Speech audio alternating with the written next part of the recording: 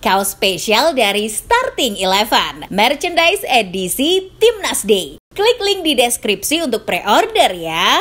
When they're down, when they are tested, they find a way to win. Menjabat di DPRD RI tak membuat Bang Komeng berhenti melucu. Baru-baru ini dirinya kembali melemparkan candaan saat ditanya soal prediksi laga Indonesia versus Jepang pada 15 November nanti.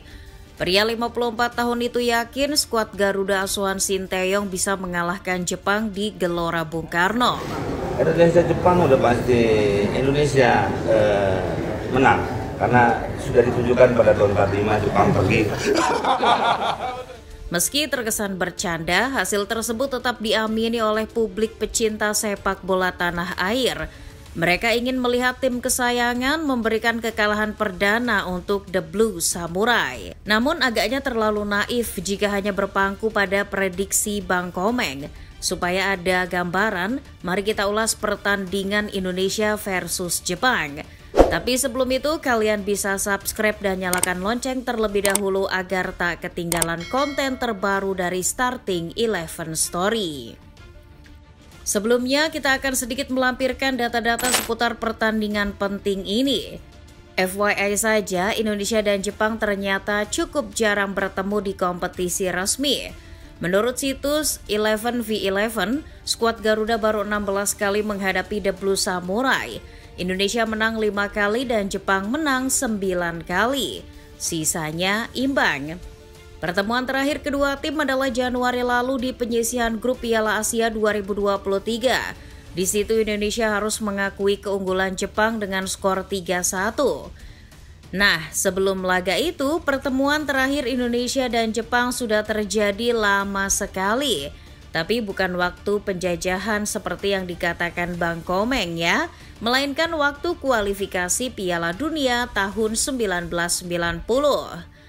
Kala itu Indonesia dibabat habis dengan skor 5-0. Sementara dari sektor kursi kepelatihan, Sinteyong dan Haji Memoriasu juga jarang bertemu. Satu-satunya pertemuan antara keduanya ya di Piala Asia 2023 itu tadi. Tapi menurut Transfermarkt, Coach Sin tercatat pernah 2 kali menghadapi tim negeri Sakura. Menariknya, ia membukukan 1 kemenangan dengan skor mencolok 4-1 di kompetisi East Asian Football Championship. Jadi, meski Jepang terlihat superior, bukan berarti tidak bisa dikalahkan. Namun yang patut bikin fans Indonesia minder adalah statistik yang dicatatkan Jepang di kualifikasi Piala Dunia kali ini. Bersama Iran dan Korea Selatan, Jepang jadi salah satu dari sedikit tim yang belum menelan kekalahan di seluruh babak kualifikasi. Dari babak kedua hingga ketiga, Jepang mengantongi 9 kemenangan dan 1 hasil imbang. Bahkan di ronde kedua, Jepang menyapu bersih 6 pertandingan dengan kemenangan. Yang makin bikin merinding, di ronde kedua, Jepang mampu mencetak 24 gol tanpa satu pun kebobolan. Tapi itu wajar karena lawan skuad Haji Memoriasu kala itu cuma Myanmar, Korea Utara, dan Suriah. Belum lagi Jepang mendapat 3 gol cuma-cuma karena menang WO saat lawan Korut. Sementara di ronde ketiga, Jepang meraih 3 kemenangan beruntun dengan margin gol yang tinggi sebelum akhirnya ditahan imbang Australia 1-1. Mereka masih jadi satu-satunya tim yang mampu mencuri poin dan membobol gawang Takefusa Kubo CS. Next, Indonesia nih kayaknya. Tapi tunggu dulu, Indonesia punya nasib yang sedikit berbeda dari Jepang. Meski pada akhirnya lolos ke ronde ketiga dengan 2 kali mengalahkan Vietnam, Indonesia sempat tergopoh-gopoh saat menghadapi Irak dan Filipina di ronde kedua. Di ronde ketiga makin berat lagi. Dalam 4 pertandingan, Indonesia jadi satu-satunya tim yang belum meraih kemenangan di grup C. Hanya 3 hasil imbang yang bisa dibanggakan skuad Garuda. Kesamaan antara Jepang dan Indonesia adalah sama-sama datang dengan membawa bekal hasil negatif. Jepang baru ditahan imbang Australia, sedangkan Indonesia baru saja dikalahkan Cina. Kesamaan lain adalah baik Indonesia maupun Jepang berangkat ke GBK tidak dengan skuad terbaiknya. Indonesia dikabarkan tidak akan diperkuat oleh sang kapten Asnawi Mangku Alam dan Dimas Derajat. Tapi yang paling bikin fans khawatir, Miss Hilgers kabarnya diragukan tampil melawan Jepang karena belum pulih dari cedera hamstring. Jelas, ini sebuah kerugian bagi skuad asuhan Sinteyong. Indonesia diprediksi bakal memainkan sepak bola negatif di laga ini. Maka dari itu, tanpa Hilgers, skema pertahanan yang sudah diusung STY bisa berantakan. Jika ditanya mengapa harus bermain bertahan, karena itu kekuatan utama Indonesia. Di ronde ketiga, Indonesia dikenal dengan pertahanannya yang kokoh. Itu dibuktikan dengan laga-laga melawan Australia dan Arab Saudi. Pertahanan Indonesia yang dikawal Martin Pas dan Jai Itses cuma kebobolan 1 gol dalam 2 pertandingan tersebut. Pas jadi yang paling heroik karena menghalau banyak peluang lawan, termasuk sepakan penalti di laga melawan Green Falcon. Yang bisa bikin pemain Indonesia makin pede, Jepang kabarnya datang tanpa striker utamanya Ayase Ueda. Dilansir ESPN, striker Feyenoord itu mengalami cedera hamstring saat melakoni pertandingan melawan Ajax Amsterdam. Diperkirakan ia akan absen hingga awal tahun 2025. Sepanjang tahun 2024, Ueda sudah mencetak 7 gol dari 11 pertandingan untuk timnas Jepang. 2 diantaranya bahkan dicetak ke gawang Indonesia di Piala Asia kemarin. Maka dari itu, absennya Ueda bisa jadi keuntungan tersendiri bagi Indonesia. Namun, STY menegaskan bahwa timnya tak boleh lengah, mengingat Jepang bukan tim yang bergantung pada satu pemain. Pembagian tugas mencetak gol timnas Jepang itu juga cukup merata.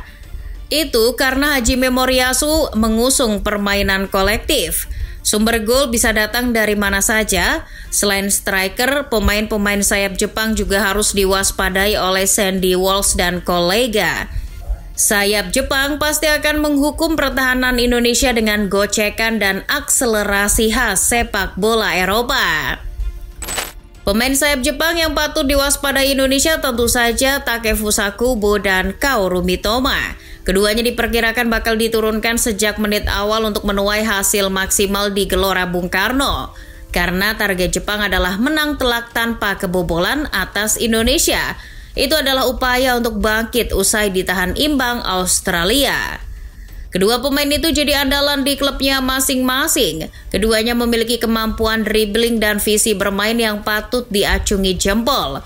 Keunggulan kedua pemain ini adalah soal produk akhirnya.